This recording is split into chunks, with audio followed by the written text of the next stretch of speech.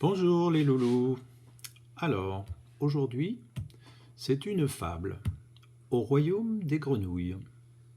Il était une fois, dans une jolie mare où la vie grouillait, une population de grenouilles très bien organisée y menait une vie plutôt agréable. Les têtards recevaient des conseils à l'école des grenouilles pour devenir des grenouilles habiles et prévoyantes. Les vieilles grenouilles recevaient toutes sortes d'aides en nourriture et soins pour profiter un peu des derniers temps qui leur restaient à vivre. Les grenouilles trop faibles allaient sur des pierres plates et bénéficiaient de petites cascades bienfaisantes et des massages de leur peau par des grenouilles de santé qui les aidaient ainsi à mieux respirer. Le roi des grenouilles commença à décrire tout ce bel équilibre, même imparfait, et il perdit les élections du roi des grenouilles, au profit d'une petite grenouille qui l'avait trahi. Nombre de grenouilles n'avaient pas voulu voter, si bien que Micro devint roi des grenouilles, avec pourtant une majorité de grenouilles qui désapprouvaient ses propositions.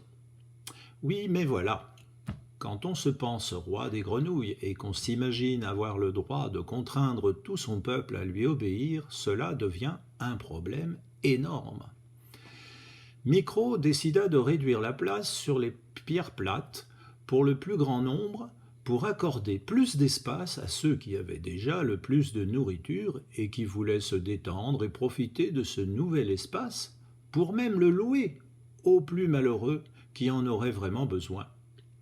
Il décida aussi que les vieilles grenouilles bénéficiaient de trop de larves et de moucherons qui seraient plus profitables aux grenouilles les plus aisées pour avoir la force d'aller voir dans les mares et les étangs voisins. Les plus grosses grenouilles se moquaient bien des plus petites et de la surpopulation qui guettait la mare, car elles pouvaient à loisir aller, comme bon leur semblait, loin d'ici où la place et la nourriture ne manquaient pas. Les grenouilles vivant le plus souvent au fond de la mare, sur la vase, avaient le ventre jaune et protestaient contre cette façon de diriger la mare. Mais dès qu'elles se réunissaient, les grosses grenouilles de gauche et de droite leur envoyaient les grenouilles policières qui les maltraitaient aussitôt et tuaient au besoin pour régner par la peur. Les grenouilles micro, chargées de transmettre les nouvelles, louait le nouveau roi comme un dieu et transformait les mauvais traitements infligés au ventre jaune en nécessité imposée par la volonté d'ordre des grenouilles de gauche et de droite qui avaient des avantages à soutenir le roi. La situation semblait plus que jamais compromise.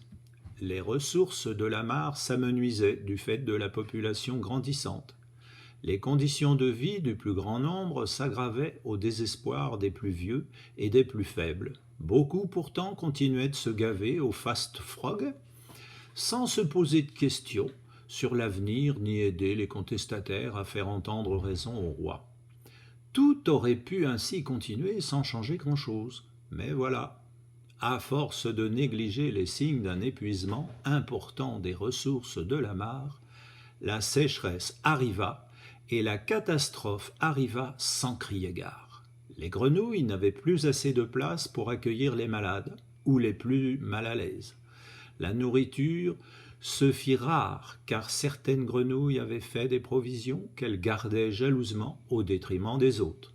Il aurait fallu se protéger de ce terrible soleil sous les roseaux, mais Micro avait décidé qu'on n'en avait pas besoin, et donc beaucoup de vieilles grenouilles moururent sous les rayons mortels.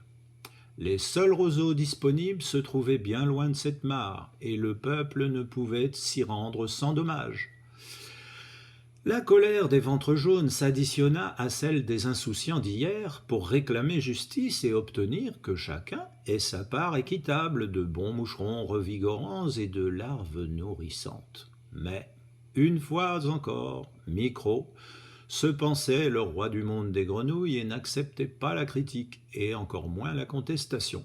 Il envoya encore et encore les grenouilles policières qui pourtant auraient dû savoir que la justice n'était pas respectée, contre la masse des grenouilles vociférantes et en colère pour les frapper de plus belle. Le peuple des grenouilles devint très malheureux. Les nombreux morts et estropiés n'avaient même plus le droit de se plaindre, telle était la dernière lubie du roitelet. Il passait le plus clair de son temps à se mirer dans la mare et à discourir pour dire grand bien de lui-même et de ses décisions impopulaires. Les plus riches grenouilles et les vassaux de droite et de gauche l'applaudissaient à défaut de réfléchir aux valeurs qu'ils étaient censés incarner. Mais le peuple des grenouilles grondait toujours en sourdine. Il était urgent que les plus nombreuses s'organisent pour la prochaine élection du nouveau roi et pour chasser celui qui avait appauvri la mare et détruit le fragile équilibre, même imparfait, entre les différentes grenouilles. La question est là, aujourd'hui. Les inconscients, les irréfléchis, les adorateurs du fast-frog sont-ils assez courageux pour se mobiliser pour la survie de toutes les grenouilles de la mare?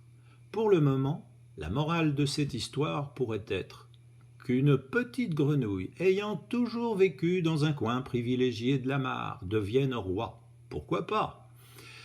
Mais que le roitelet affaiblisse tout le petit peuple des grenouilles pour complaire à ses amis est supportable.